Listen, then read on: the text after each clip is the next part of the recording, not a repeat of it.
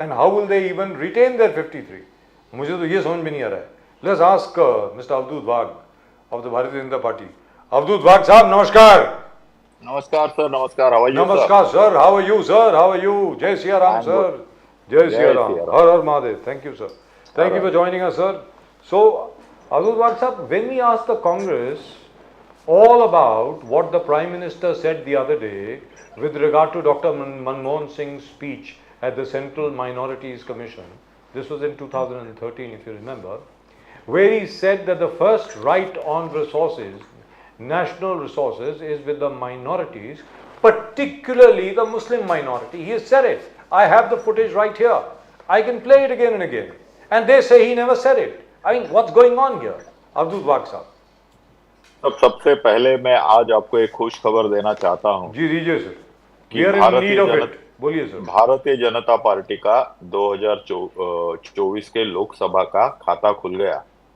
सूरत में जी भारतीय जनता पार्टी के जो सांसदीय उम्मीदवार थे वो बिन विरोध जीत के आए हैं. उनको आज जिला के जो कलेक्टर है उन्होंने सर्टिफिकेट भी दिया है. भारतीय जनता पार्टी का अनअपोज्ड कैंडिडेट लोकसभा में आना ये बहुत कुछ कहता है. पहली बात है कि वहां के कांग्रेस के कैंडिडेट अपना पर्चा भी अच्छी तरह भर नहीं सके, इसके लिए उनका पर्चा रिजेक्ट हो गया. सर पूरी बात बताइए ना. सर पूरी बात बताइए ना अब्दुल बाग साहब. ये तो छोटी बात हो गई ना, आधी बात हो गई. वहां पर जो उनको प्रपोज कर रहे थे, प्रपोजर्स के नाम होते हैं ना सर नॉमिनेशन पेपर में, वो प्रपोजर्स ने कंप्लेंट लिखी है इलेक्शन ऑफिसर को कि हमारे सिग्नेचर फोर्स्ड हैं. अरे हमसे तो पूछा ही नहीं, क्या हमारा नाम वैसे ही डाल दिया गया है यहाँ पे. So the returning officer had no choice because how can you do that? I mean, this is incompetence of the highest order. जी बताएं, अब आप बोलें sir, please go ahead. And not only that, उसके जो डमी जिसने form भरा था उधर भी ऐसे ही लोगों की सिग्नेचर फोर्ज की गई. उन्होंने भी कंप्लेंट की. मैं नहीं कहना चाहता था कि, और ऐसा आरोप नहीं करना चाहता था, मैं इतने में ही मेरी बात समाप्त करना चाहता था कि अनअपोज्ड हमारा कैंडिडेट जीत गया है जी. तो 400 अब की बार 400 पार की पहली 399. हाँ, जो नहीं 400 पार, अभी 400 जीतना है ना तो ही 400 पार हो जाएंगे. तो अब 399 बचे ना, एक तो जीत गए. दूसरी बात ऐसी है कि आज महाराष्ट्र में और एक अच्छी घटना घड़ी जी. 1980 में महाराष्ट्र में एक मुख्यमंत्री थे बैरिस्टर AR अंतुले जी. अब्दुल रहमान अंतुले महाराष्ट्र के पहले माइनॉरिटी के मुस्लिम समाज के मुख्यमंत्री थे जी. और उनका निधन हो गया बीच में. केंद्र में भी वो मिनिस्टर थे, केंद्र में भी वो माइनॉरिटीज डिपार्टमेंट के मिनिस्टर रह चुके, बैरिस्टर थे, बहुत ही उम्दे थे. मैं उनको 1980 में जब वो चीफ मिनिस्टर थे, मैं स्टूडेंट लीडर था, मैं उनको मिला था 1980 में वर्षा में. उसके बाद में उनसे मुलाकात होती रहती थी. लेकिन उनके जो भतीजे हैं मुश्ताक अंतुले जो MLC रह चुके थे और महाराष्ट्र पोल्यूशन कंट्रोल बोर्ड के अध्यक्ष रह चुके, वो जिस जिला से आते हैं उस जिला में माइनॉरिटीज बहुत नंबर में है. आज उन्होंने कांग्रेस छोड़ दी है और उन्होंने NDA अपनाई है. अजित दादा पवार के राष्ट्रवादी कांग्रेस पार्टी में उन्होंने आज प्रवेश किया है. देखो, एक सिग्निफिकेंस है कि माइनॉरिटीज का जो इतना बड़ा नेता है, अच्छे साफ सुथरे स्वभाव का, और इतना साफ सुथरे है मुश्ताक जी कि उनके जैसा एक नेता इतने बरस पुराने अपने कांग्रेस के साथ हुए संबंधों को छोड़कर जब मोदी जी के NDA में आता है तो it gives a very important good and vibrant signal to common people. Wag साहब, your slogan and the BJP tagline is जो राम को लाए हैं हम उनको लाएंगे. You are boasting with the fact that 500 साल के बाद जो सूर्य तिलक भी हो गया, 500 साल के बाद राम मंदिर का पुनर्निर्माण हो गया, and you have been brandishing Congress as anti-Ram. They went to the courts against and Gamandiya Gadbandhan Sanatan Dharm के खिलाफ है. Is that going to be the entire clear-cut campaign of the BJP across in the election 2024, sir? No, I don't think so. We are going to fight this election based on the work done by Honorable Prime Minister Narendra Modi in last 10 years. What we have done in last 10 years, that is more important. Ram Mandir, Triple Talaq, article 370, ये सब जो मुद्दे हैं वो मुद्दे तो आते ही रहते हैं, लेकिन विकास का मुद्दा, गरीबों का मुद्दा, ये सबसे प्राइम है। आखिर हम राज किसके लिए चलाते? Why we are ruling the state? We are ruling the state for the benefit of the poorest of the poor. और इसके लिए इस देश के गरीबों को क्या मिला वो हम बताना चाहते हैं। हम बोलते हैं कि 42 करोड़ लोगों को जनधन के माध्यम से डायरेक्ट टू बेनिफिशियरी में हम लोग ला सके।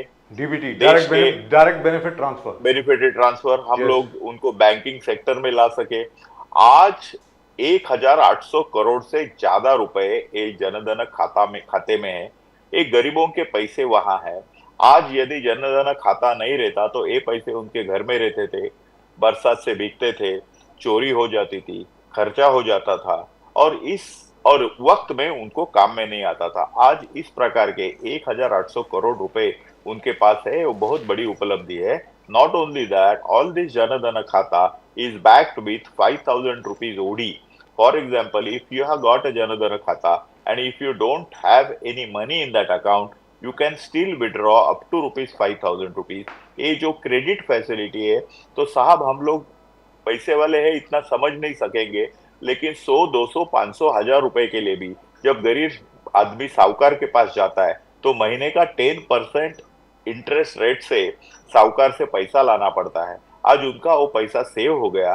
जब लोग पूछते हैं कि मोदी जी ने क्या किया, मोदी जी ने हर गरीब आदमी को एक पद, जिसको क्रेडिट बोलते हैं, वो क्रेडिट एस्टेब्लिश किया है।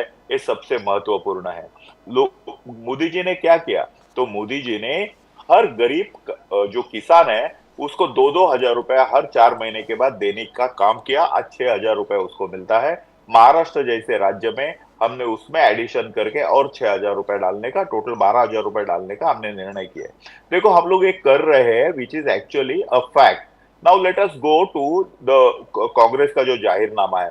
सर आप कैलकुलेटर लेके बैठिए, मैं कुछ नहीं करूंगा। मैं खाली आपको ये पूछूंगा कि 30 लाख लोगों को यदि नौकरी देनी है, 30 लाख लोगों को, तो एवरेज सरकार के ऊपर 50,000 रुपए का हर महीने का भार पड़ता है। इसका मतलब है 6 लाख रुपए का भार पड़ता है।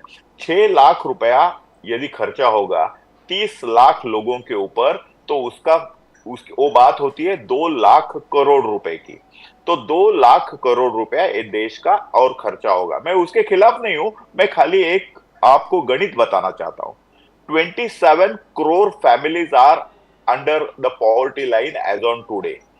ये 27 करोड़ पॉवर्टी लाइन के नीचे जो है फैमिलीज, उसमें से आधा आप पकड़ के चलिए, और इनके हर एक औरत को 1-1 लाख रुपया देना है, तो 27 लाख करोड़ रुपया आपको हर बरस देना पड़ेगा। तो 27, और हम पहले बताया था कितना हमने, 18 2, तो 29 लाख करोड़ रुपीस ये अपने देश के खजाने के ऊपर बोझ पड़ने वाला है। That is also okay, but why Congress is not telling how they are going to raise this particular money? You have got all right to spend money of the country for the benefit of the poor. We are not against that. But at the same time, you should be able to raise that money. You should be able to generate that particular wealth for the country. Now, Congress has also given the reply of that. My question, how you are going to raise that money? Congress said that हम आपके पास आएंगे, जो अमीर है उनका पैसा ले लेंगे, उनके गले का मंगलसूत्र, उनके घर का सोना, उनका जो पैसा है, जमीन है, सब हम लोग ले लेंगे और ये गरीब को दे देंगे। मुझे लगता है दिस इज अ अर्बन नक्सलवाद है। ये माओवादी लेनिनवादी लोगों का काम है। मुझे तो लगता है कांग्रेस का ये जाहिरनामा जो है वो रसिया में लिखा गया, चाइना में प्रिंट हुआ है, और उसका जो एडिटर है ये सब अर्बन नक्सलाइट है। ये कांग्रेस का जाहिरनामा हो ही नहीं सकता है। ये तो लाल बाउटे का जाहिरनामा है, और ये चाहते हैं कि इस देश में बेबंदशाही आए।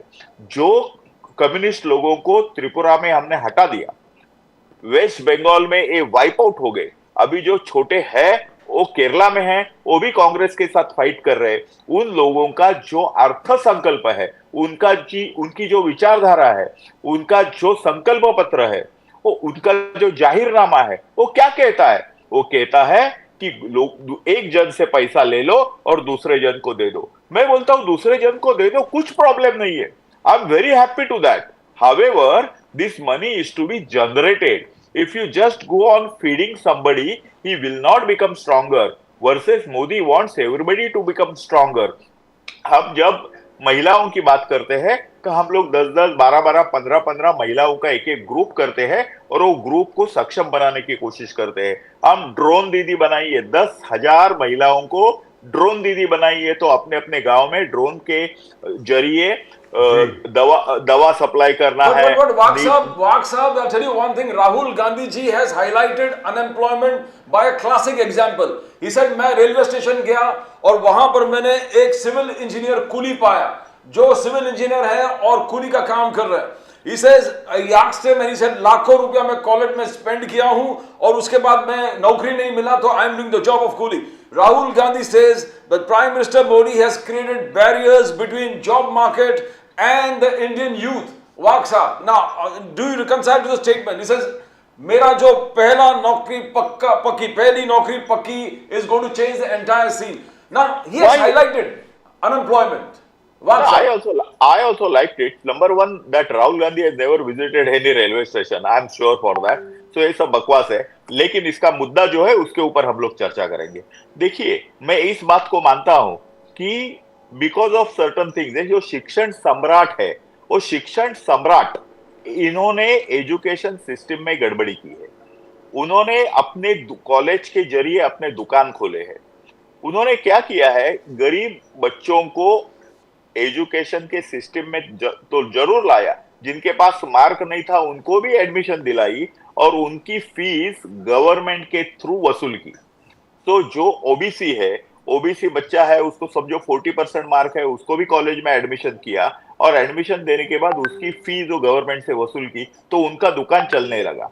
What happened, you also know, Rajiv ji also knows, once upon a time getting admission in a institution like VJTI or maybe any regional engineering college was so difficult, and only cream of the society used to go, and I never found any engineer passing from IIT, VJTI or regional college of engineering like COEP was ever unemployed. But now what is happening, that a mushroom growth of engineering colleges have emerged all over India, and because of the money sucking policy of the Shikshan Samrat, definitely some people who are not skilled enough to earn got graduation degree. However, it is good enough to get a graduation degree, but once you go into the industry is not there to do the industry is there to do their business. Unless they find a right person, they cannot give 50,000, 1 lakh rupees salary. They will interview you, they will find whether you are really having a knowledge and you are skilled enough or not. Yes. Skilled enough or not. That's right. Now, understanding that, Modi ji has started Skill India movement, because whatever happened since 1985, I remember the first private engineering college in the India came at Manipal. This is somewhere in 1981-82, if I am not mistaken. Yes. So somewhere in 1980-81, I'm sorry. It has come in 1977 somewhere. 77-78, the Manipal Engineering College came. And then in Maharashtra, it started in 1981. Vasantdada Patil has taken initiative, and such engineering colleges have come. For example, in Mumbai, KJ Somaiya Engineering College, Bhagubai Technical, these private engineering colleges have started coming thereafter. Now, if you go to any rural area of Maharashtra, you will find in every taluka there are 4 or 5 engineering colleges. So whether there is enough supply of students, you really don't know. According to my information, more than 50% of the seats in engineering college remain vacant as on today. So this is a different thing, and this happened since 1980 up to 2014. So who is responsible for that? it is not Modi ji who is responsible. I should tell Rahul Gandhi, it is your father, it is your grandmother. They all are responsible for that. Anyhow, it is our rule now, and we have to take corrective action. So Modi has taken a corrective action through Skill India, wanted to give skills to not only to engineers but also the people who could not or could not afford to go to college, and we are giving them various skills like welder, like turner, like lathe operator, and so on. So these skillful hands are now going to build a modern India of 2047. You know, Vaksab, Priyanka Gandhi told the whole nation when she was addressed, she said, why you always Sanatan Dharm के बारे में पूछते हो आप इंदिरा गांधी जी रुद्राक्ष पहनती थी नहीं पहनती, you know, about whether she wears the rudraksha or not, that is the question you are asking me. Ask what we have done, for what schemes we have for the महिला. ठीक है, आपने क्रिटिसाइज किया महालक्ष्मी योजना, we know it is slightly feasible, not feasible, but other thing she says, Nari Shakti Vandan Adhiniyam, BJP is going to implement after 10 years, but we promise that immediately after coming to power, we are going to implement it. 50% reservation for women in government jobs, that we are going to implement it. Double contribution to Asha, Anganwadi, midday meal workers, that we are going to do. तो प्रियंका गांधी का कहना है कि हमसे ये पूछे कि हम क्या कर रहे हैं, आप हमें सनातन धर्म के उस चीज में उलझा रही है. How do you see the statement? मुझे लगता है राजस्थान में, मध्य प्रदेश में और छत्तीसगढ़ में उनकी सरकारें थी, आज भी कर्नाटका में उनका सरकार है. वो लोग इस स्टेट में क्यों नहीं इंप्लीमेंट कर रहे? इस स्टेट में क्या बेरोजगार नहीं है? उन बेरोजगारों को काम देने का काम प्रियंका जी ने करना चाहिए. वहां जो गरीब महिला है उनको 1 लाख रुपए हर बरस का देने का कार्यक्रम उन्होंने करना चाहिए.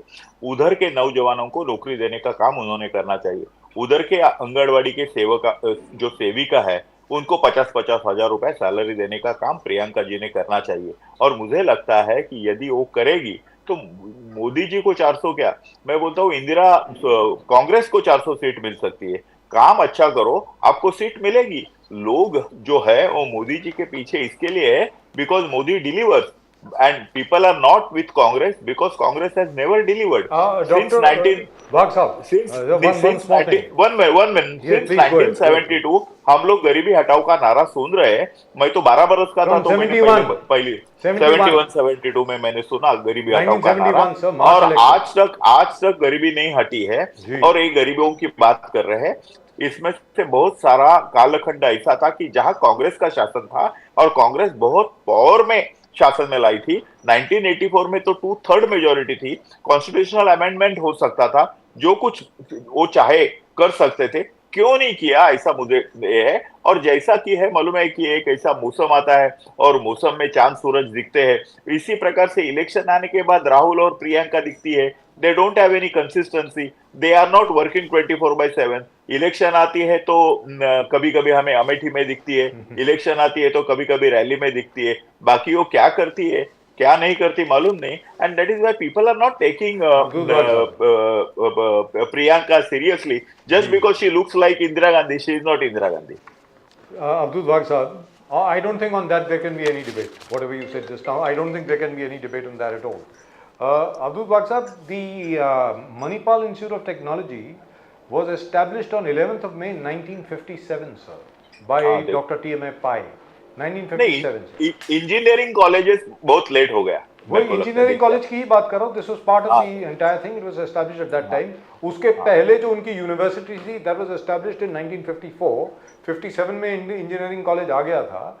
और उसके बाद, लेकिन आपका जो मेन पॉइंट है वो बिल्कुल चुस्त दुरुस्त है.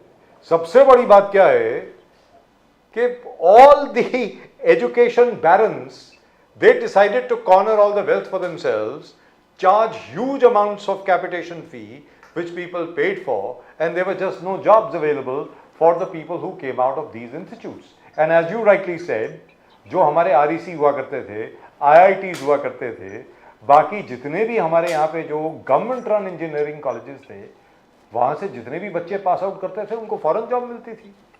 There was not a single unemployed engineer as far as I remember.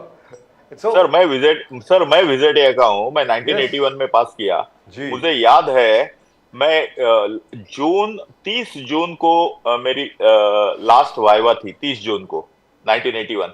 उसके बाद में एक दिन संडे था, मंडे से मैं रैली फैन वो फैन कंपनी थी ना, जी, रैली फैन, या हाँ रैली फैन, वो मुलुंड में थी। मंडे से मैं उधर जॉब को लग गया। अब वाओ 2 महीना उधर काम करने के बाद मैं लार्सन एंड टुब्रो में गया। So I was working with Larsen and Toubro, so I was not unemployed even for a day. So you didn't have to work as a porter.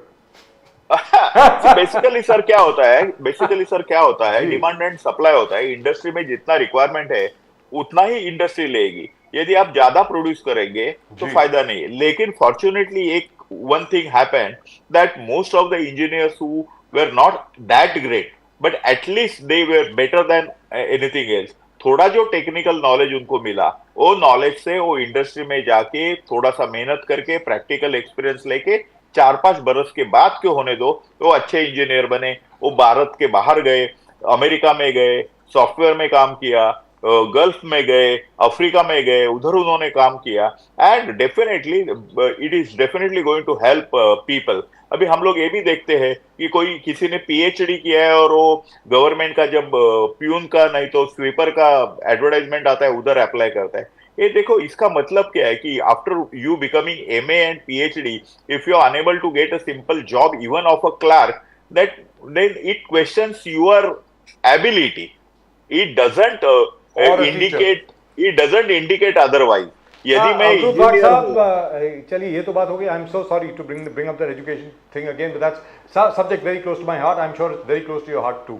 From the way you are talking, I can see that you're really passionate about this subject, and we can continue endlessly about this. Sir, यहाँ पर दूसरी बात जो आ रही है अब्दुल बाग साहब, वो ये आ रही है कि जो क्रिटिसिज्म आ रहा है बीजेपी के खिलाफ कि क्योंकि पहले चरण के चुनाव में आपकी इंटरनल रिपोर्ट ने आपको बता दिया है कि भारतीय जनता पार्टी का प्रदर्शन इस बार बहुत कमजोर रहा है, इसकी वजह से आदरणीय मोदी जी को भी हिंदू वर्सेस मुस्लिम बोलना पड़ गया। जैसे आपने कहा वो मंगलसूत्र वाली बात, स्त्री धन, घुसपैठियों को बांट दिया जाएगा, डॉक्टर मनमोहन सिंह की 2013 की statement on first right on natural resources being on minorities, particularly Muslims. So is that true, sir? Are you under pressure right now? आप देखिए जो पहले चरण का जो चुनाव हुआ है, 100 से ज्यादा सीटें, आई थिंक 109 सीट्स अगर polled in the first phase, उसमें से मेजॉरिटी ऑफ द सीट्स है तमिलनाडु की। मुझे लगता है तमिलनाडु की all 39 seats have 39 seats have already gone to the poll. Yes. Gone to the first four. Yes. And we have never, and I don't expect a miracle to happen in Tamil Nadu, except we are going to definitely get good seats this time. But if you see last time also, the southern states of India, BJP emerged as the single largest party, BJP as a NDA, and Congress as UPA at that time, almost at par to par, 51 versus 54. Congress and their allies were somewhere at 54. BJP and their allies somewhere at 51. So there was no much difference even in South India in 2019. So when we are talking about, वो time तो हम 303 सीटें जीती थी। अब तो मोदी साहब बोल रहे हैं 370 सीटें जीतेंगे। हम लोग मैं कमल की बात कर रहा हूँ। तो जब हम लोग इतने उत्साहित है, इतने ऑप्टिमिस्टिक है, तो हम उधर मार खा रहे हैं। ऐसा जो लोग सोच रहे हैं उनको थोड़ा सा खुशी का माहौल यदि उससे मिलता है तो मिलने दो। The fact is that in every election campaign new things are going to come. The election campaign is very long. It is almost 2 months. So you cannot have a single mudda, single point everywhere. You cannot start one particular point and go on repeating the same point up to the end in last 2 months. People will get bored. So हमारे पास बहुत सारे मुद्दे हैं। हम लोग instalment में वो मुद्दे लाएंगे। आज जो मुद्दा आया है कि भारत के संपत्ति का, वो हमने नहीं उठाया है, ये उठाया है कांग्रेस के घोषणा पत्र में। कांग्रेस के घोषणा पत्र में और एक उल्लेख है जो आपने, इस देश के माइनॉरिटी को अपने पर्सनल लॉ फॉलो करने का अधिकार है। इसका मतलब है Congress is opposing uniform civil code. Uniform civil code ये अपने कॉन्स्टिट्यूशन में ही लिखा हुआ है that the government should try to implement and get uniform civil code in a future to come. ये हमारा सबका दायित्व है, कोई भी पार्टी का होने दो, ये हमारा सबका दायित्व है कि एक यूनिफॉर्म सिविल कोड आना चाहिए। इस देश में 370 कलम जब था तब इस देश में 2 प्रधान थे, 2 निशान थे, 2 विधान थे, और किसी को नहीं लगा था कि ये निकल जाएगा। यदि 370 निकाला तो खून की नदियां बहेगी, तिरंगा को खंदा देने के लिए 4 आदमी नहीं मिलेंगे। ऐसी बात करने वाले लोगों को नरेंद्र मोदी जी और अमित शाह जी ने सबक सिखाया और आज कश्मीर सुजलाम सुफलाम हो गया। ये लोग डराने की बात करते हैं। देखो, हम लोगों ने सिटीजन अमेंडमेंट एक्ट लाया। सिटीजन अमेंडमेंट एक्ट किसके लिए है कि जो अफगानिस्तान से, पाकिस्तान से, बांग्लादेश से जो माइनॉरिटीज डर कर भारत में आई है और जो यहाँ है, आज नहीं है, बरसों से है, जिनको बेचारों को सिटीजनशिप नहीं है, बैंक में खाता नहीं खोल सकते हैं, नौकरी नहीं कर सकते हैं, जिनको कोई रोजगार नहीं मिल सकता है, ऐसे लोगों को मानवता के प्रति आदर रखकर उनको सिटीजनशिप देने का काम यदि हम लोग कर रहे हैं तो हम गुनहगार हैं। और रोहिंग्या जो ब्रह्मदेश से घुस कर आते हैं उनको हम लोग कश्मीर में सेटल करते हैं, वो चलता है। This is a mockery of democracy. You are going to change the constitution. There's a deep-rooted conspiracy by the BJP to change the constitution. Sonia Gandhi ji का आरोप है आप पर। आप एक कॉन्स्पिरेसी है, deep-rooted conspiracy है। संविधान को आप चेंज करने वाले हो। Narendra Modi ji, in his eager to project himself as a great leader, is destroying the pillars of democracy and the constitution. That is a charge on you by Sonia Gandhi ji. Pradeep ji, किसी का बाप भी कॉन्स्टिट्यूशन से चेंज नहीं कर सकता है। This is my statement and this is my official statement as a state spokesperson of Bharatiya Janata party. इसका बाप भी नहीं चेंज कर सकता है। क्या सोचते हो आप? क्या सोचते हो आप? कॉन्स्टिट्यूशन, हम तो कॉन्स्टिट्यूशन को हमारे ग्रंथ से भी पवित्र मानते हैं। क्या दूसरे लोग बोल सकते हैं क्या? आप पूछिए दूसरे लोगों को कि वो उसके धर्म ग्रंथ से कॉन्स्टिट्यूशन को श्रेष्ठ मानते हैं। पूछिए सोनिया गांधी को कि उसका धर्म ग्रंथ कौन सा है, और उसको पूछिए कि उसके धर्म ग्रंथ से वो कॉन्स्टिट्यूशन को बड़ा मानते हैं। मैं कहता हूं कि मेरा धर्म ग्रंथ भगवत गीता है, और मैं कहता हूं कि मेरी कॉन्स्टिट्यूएंसी सबसे प्राथमिक है। हिम्मत नहीं है कि इसकी डॉक्टर बाबा साहेब आम्बेडकर, आप जिस भूमि में मैं बैठा हूं उस भूमि में डॉक्टर बाबा साहेब आम्बेडकर पैदा हुए, और उन्होंने ये देश के गरीब से गरीब लोगों को, सब जाति जमाती धर्म के सभी लोगों को एक ऐसा अधिष्ठान दिया है, ऐसा प्रतिष्ठान दिया है, ऐसी प्रतिष्ठा दी है, और एक ऐसा कॉन्स्टिट्यूशन दिया है जिसकी पूरे दुनिया में चर्चा है। ऐसी कॉन्स्टिट्यूएंसी ना पहले कभी तैयार होगी, तैयार थी, ना कभी तैयार होगी, और इस कॉन्स्टिट्यूएंसी को अपने जान से भी ज्यादा जी संभल के रखना है, क्योंकि यही कॉन्स्टिट्यूएंसी हमें बोलने का हक देती है, यही कॉन्स्टिट्यूएंसी हमें कुछ भी करने का हक देती है। ये भी कहा जा रहा है कि इस चुनाव के बाद कोई और चुनाव नहीं होगा अगर आप जीत के आ गए। ये तो 2014 में भी कहा था, 2019 में भी कहा, 2024 मैं कहता हूं कि उनको 2029 में, 2034 में, 2039 में, 2047 में हर चुनाव में ऐसे ही आरोप करने का लोगों ने संधि देना चाहिए। ये आरोप का सिलसिला ऐसा ही आगे चलना चाहिए। Right, thank you so much, Mr. Abdul Wahab. We are still waiting for you to grace us with your presence in our studio, where we can have a cup of coffee together. It will be really lovely. Please, thank you so much, sir. Thank you very much. We are actually very close to you. We are at BKC. It's not very far. Thank you very much, sir. Namaskar. Well, as he said, Constitution किसी का बाप भी change नहीं कर सकता। बिल्कुल। That's what he says. Let's ask Mr. Akhilesh Katia.